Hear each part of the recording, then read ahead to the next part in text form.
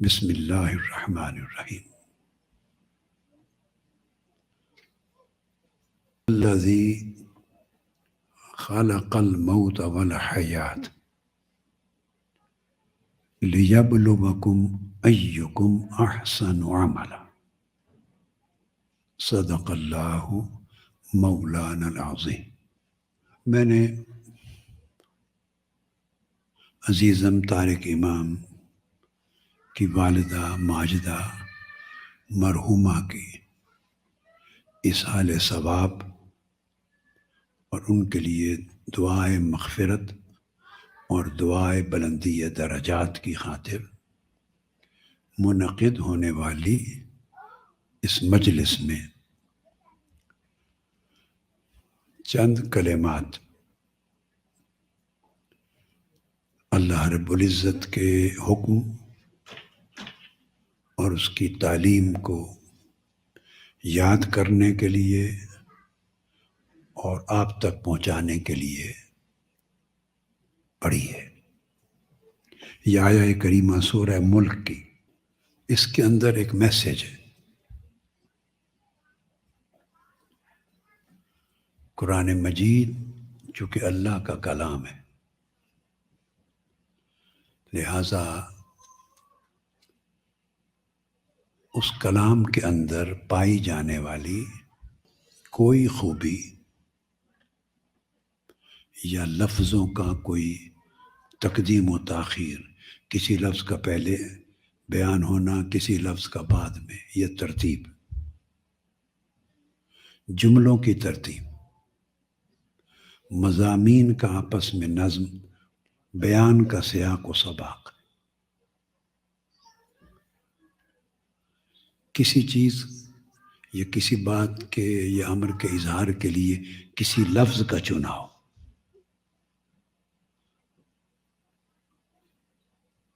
الفاظ کے ساتھ کسی حرف کا اضافہ کرنا، ایسے میں نے چند چیزیں نمونے کے طور پہ کہیں۔ الغرض اس نوعیت کی کوئی چیز بھی اللہ کے کلام میں زائد از ضرورت نہیں ہوتی۔ ہمارے کلام میں ہو سکتی ہے، مخلوق کے کلام میں ہوتی ہے۔ بہت سی چیزیں بولتے ہیں، کئی الفاظ بولتے ہیں، اور الفاظ کی ہماری ایسی تراتیب ہوتی ہیں، اس میں کوئی چیز نکال دیں، آگے کر دیں، پیچھے کر دیں، کمی کر دیں، بیشی کر دیں، تب بھی معنی برقرار رہتا ہے۔ یعنی انسانی کلام میں اس کو بولتے ہیں حشو و زوائد، چیزوں کا زیادہ بولنا، مبالغہ کر دینا، کمی بیشی کر دینا ممکن ہوتا ہے، مگر اللہ کے کلام میں ایسی کوئی چیز ممکن نہیں ہے۔ کیوں؟ کہ اللہ کا کلام اللہ کی صفت ہے، اللہ کی صفت ہے۔ تو جیسے اللہ کی ذات میں کوئی نقص اور کمی نہیں ہو سکتی، ویسے اس کی کسی صفت میں بھی کوئی نقص اور کمی بیشی نہیں ہو سکتی۔ جیسے اس کی ذات قدیم ہے اور بے مثال ہے اور با کمال ہے، ویسے ہی اس کی ہر صفت قدیم، لازوال اور بے مثال۔ اب یہ بات میں نے کیوں کی؟ وہ اس لیے کی کہ جو آیہ کریمہ پڑھی اس کے اندر ایک نقطہ ہے جو آج کی مجلس کے لیے میسیج دینا چاہتا ہوں۔ اس نقطے کو بیان کرنے سے پہلے یہ اصول سمجھانا ضروری تھا۔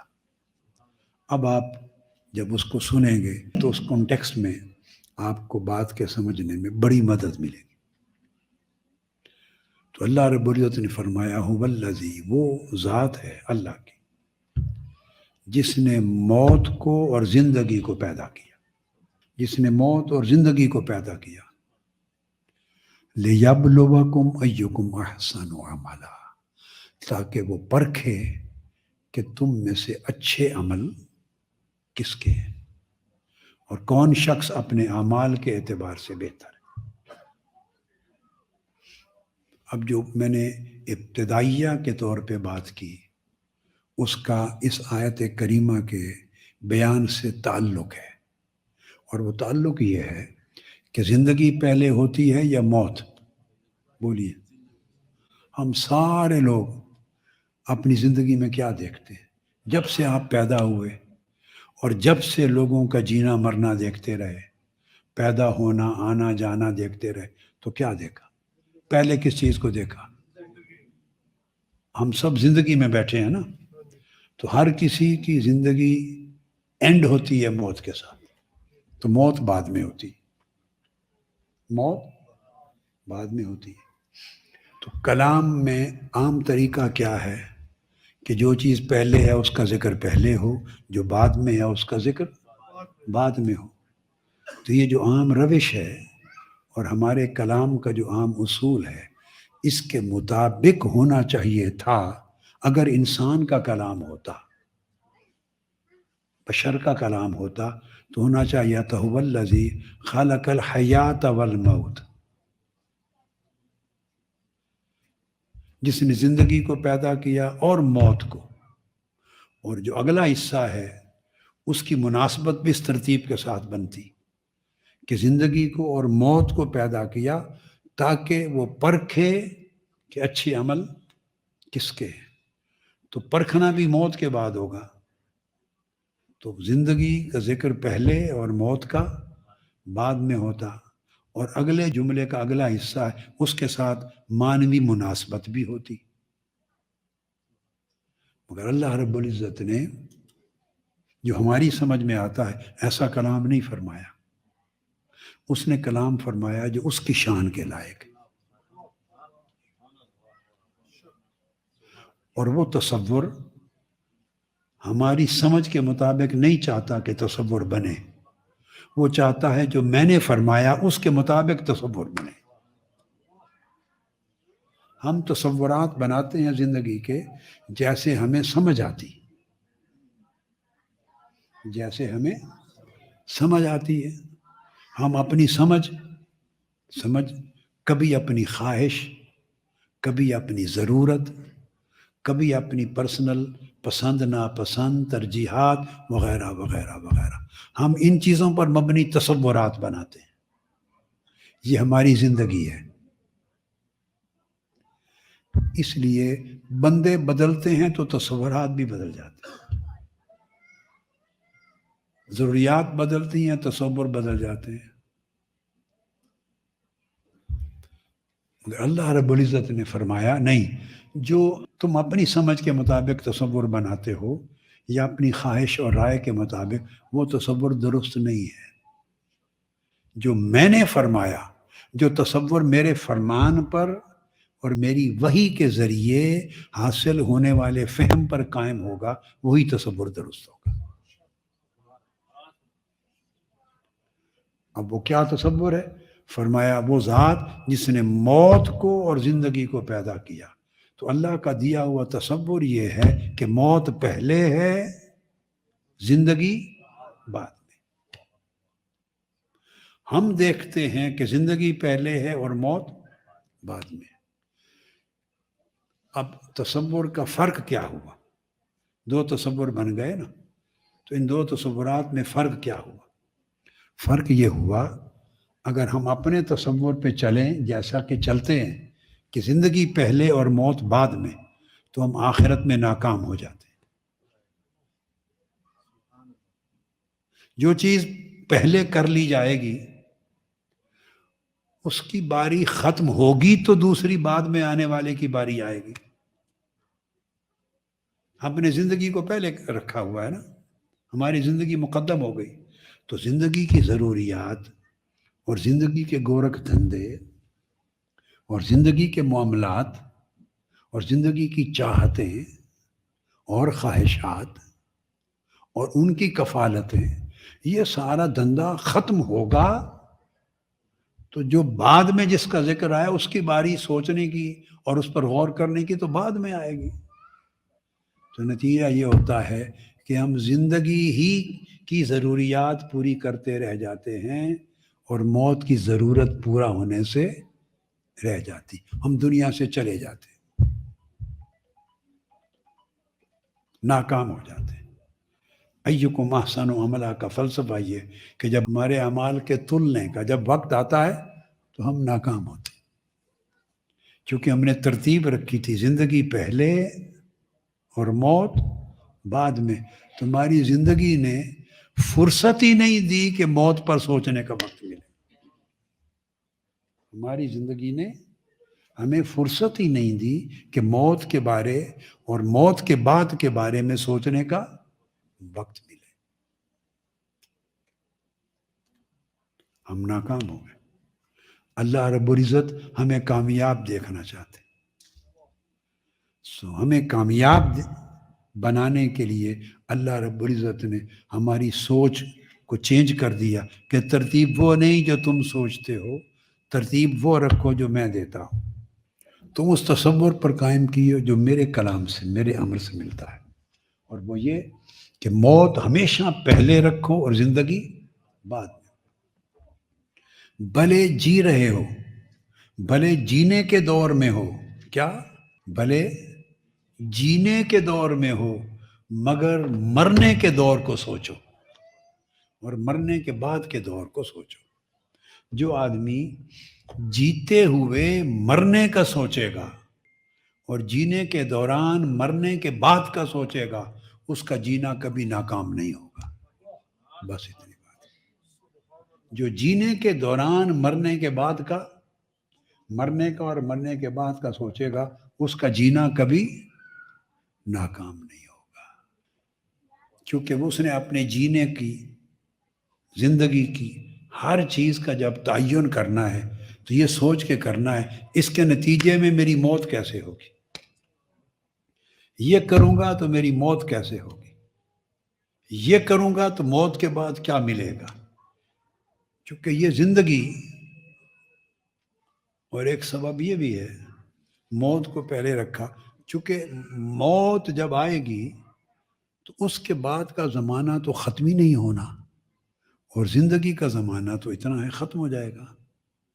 تو فرمایا لوگوں، جس زمانے نے ختم ہی نہیں ہونا اس کو پہلے دیکھو، اور جس نے 4 دن میں ختم ہو جانا ہے اس سے صرف نظر کرو۔ تو زندگی کو اگر موت اور بعد الموت کا جو دور ہے اس کے تابع کر کے چلیں، اور ہمیشہ زندگی کا ہر لمحہ گزارتے ہوئے موت کو سامنے دیکھیں اور موت کے بعد کے دور کو مقدم رکھیں، تو انسان کی زندگی کا پورا نظام بدل جاتا ہے، اس کی ترجیحات بدل جاتی ہیں۔ ہم زندگیاں رسم و رواج کے ساتھ گزارتے ہیں، دین بھی رسم و رواج کے طور پہ چلاتے ہیں۔ ہمارا دین، ہمارا مذہب، ہماری روحانیت، ہمارا مسلک، ہمارا سارا جو دین و مذہب ہے وہ ہمارا ریچولز پر بیس کرتا، بس رسم کر دی، رواج پورا کر دیا، ظاہر تقاضے پورے کر دیے، بس۔ تو گو نہ ظاہری رسم و رواج کی روح ہے اور نہ آخرت پہ نظر ہے، نہ ہم ادھر کے ہیں نہ ادھر کے ہیں۔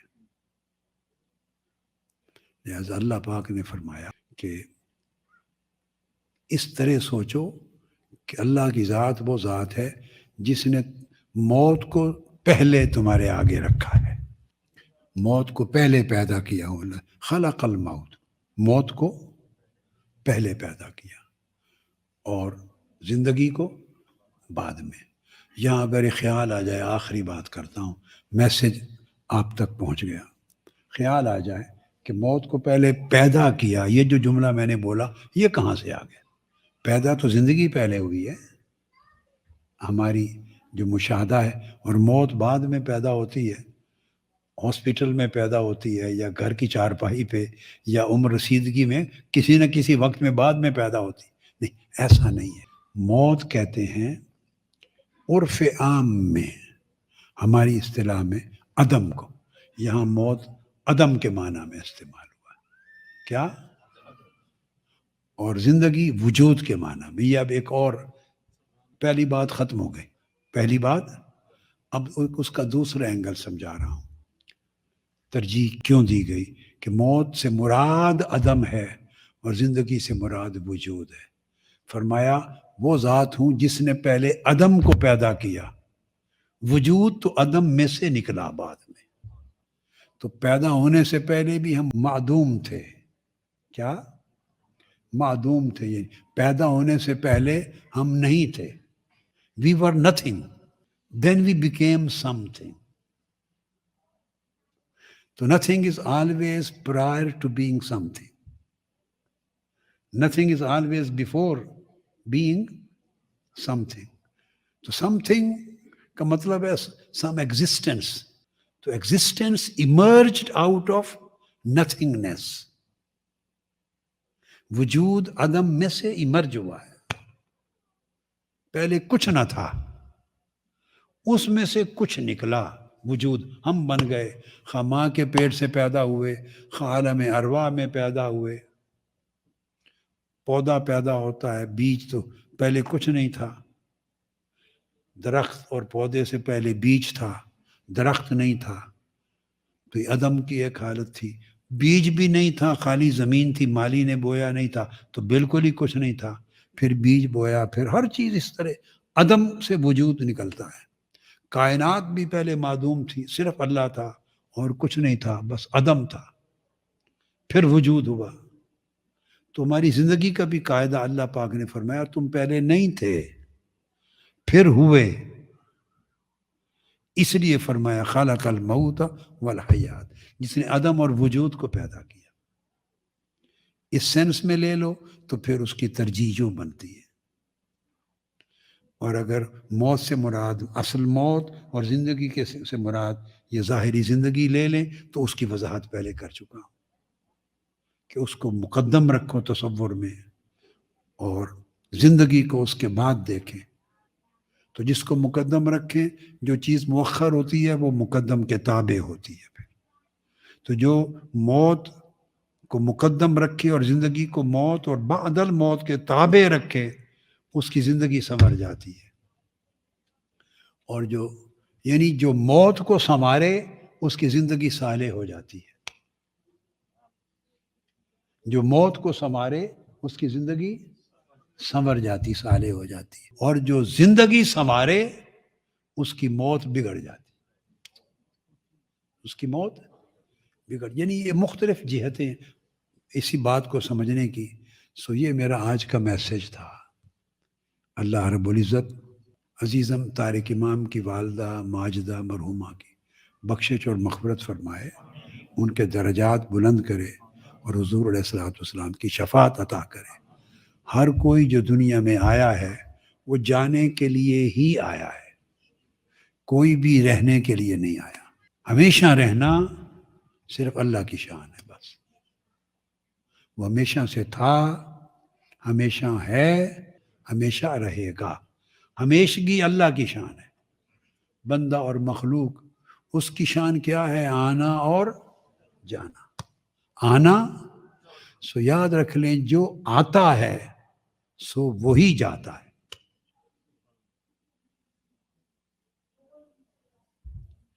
جو آتا ہے اس کو جانا ہے، اور جو نہیں جاتا اس کا آنا جانا، اس کا آنا بھی نہیں، وہ ہمیشہ سے موجود ہے. آنا اسی کا ہوتا ہے جو پہلے موجود بولیے نہیں ہوتا. یعنی میں پہلے نہیں تھا، جب آپ یہاں جمع تھے تو میں آیا ہوں. پہلے نہیں تھا، اب آ گیا ہوں. ہم سب آئے ہیں تو ہم سب جانے والے ہیں. بس جو آتا ہے سو ہو جاتا ہے. اس لیے فرمایا انا للہ، ہم اللہ کے لیے ہیں اور اللہ کی طرف سے ہیں. مطلب اللہ کی طرف سے آئے ہیں. وَإِنَّا إِلَيْهِ رَاجِعُونَ، اور ہم سب نے اسی کی طرف جانا ہے. یہاں بھی وہی جو آتا ہے سو وہ جاتا ہے، اور جو جہاں سے آتا ہے وہ وہیں جاتا ہے. کیا مطلب؟ جہاں سے آتا یعنی عدم سے آیا تھا، پہلے بھی عدم تھا تو ادھر سے آیا اور اس نے پھر واپس عدم ہی کو چلے جانا ہے. تو ہم ایک دھوکے میں ہیں. محدود سے وقت کا ایک ظہور ہے. ہم نے اس کو سب کچھ سمجھ لیا اور موت بھلا دی. بس میرا آج کے لیے میسج اور پیغام اور سبق یہ ہے کہ اپنی زندگی کو حسن آخرت کے ذریعے سنوارو. کیا؟ اس جملے کو دوہرا دیں سوچ کر، ہم اپنی زندگی کو حسن آخرت کی خاطر سنواریں، اپنی زندگی ایسے گزاریں کہ ہماری آخرت اچھی ہو جائے. بولیں پھر، اپنی زندگی ایسے گزاریں جس سے آخرت اچھی ہو جائے. پھر کہیں ہم اپنی زندگی ایسے گزاریں کہ اس سے آخرت اچھی ہو جائے. تو جس آدمی کی فکر اور سمت یہ ہے وہ دنیا میں بھی کامیاب ہوتا ہے اور آخرت میں بھی کامیاب ہوتا ہے. اللہ پاک آپ سب جمع ہوئے ان کی دعائے بخشش و مغفرت کے لیے اور مرحومہ کو ایصال ثواب کے لیے.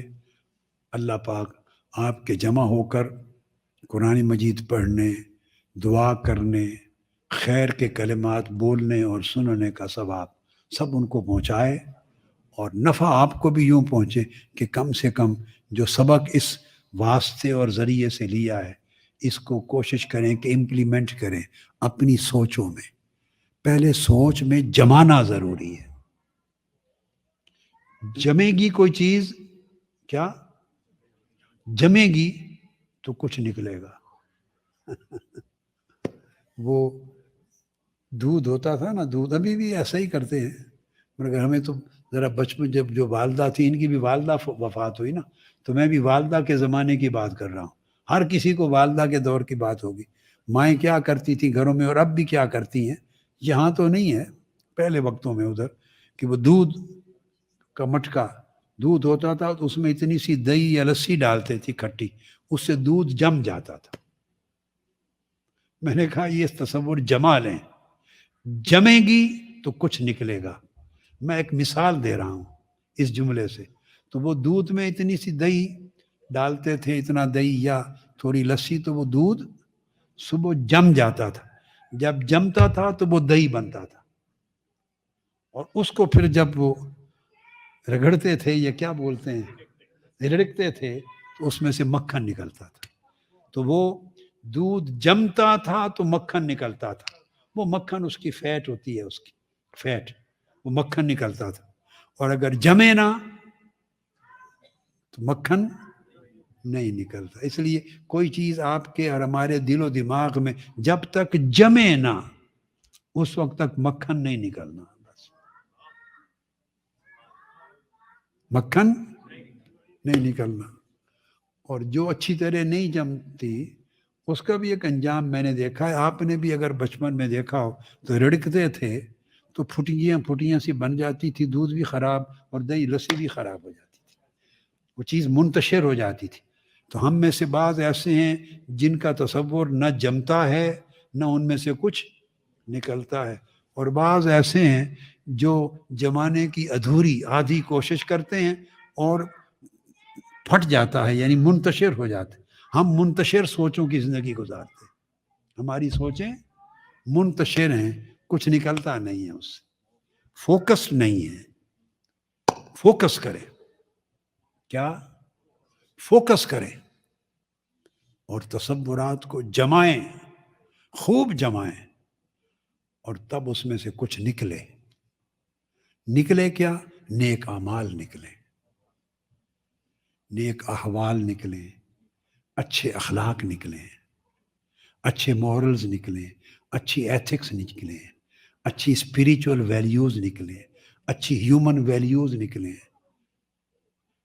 کچھ تب نکلے گا. یہ نکلے گا تو آخرت بھی اور دنیا کامیاب ہوگی.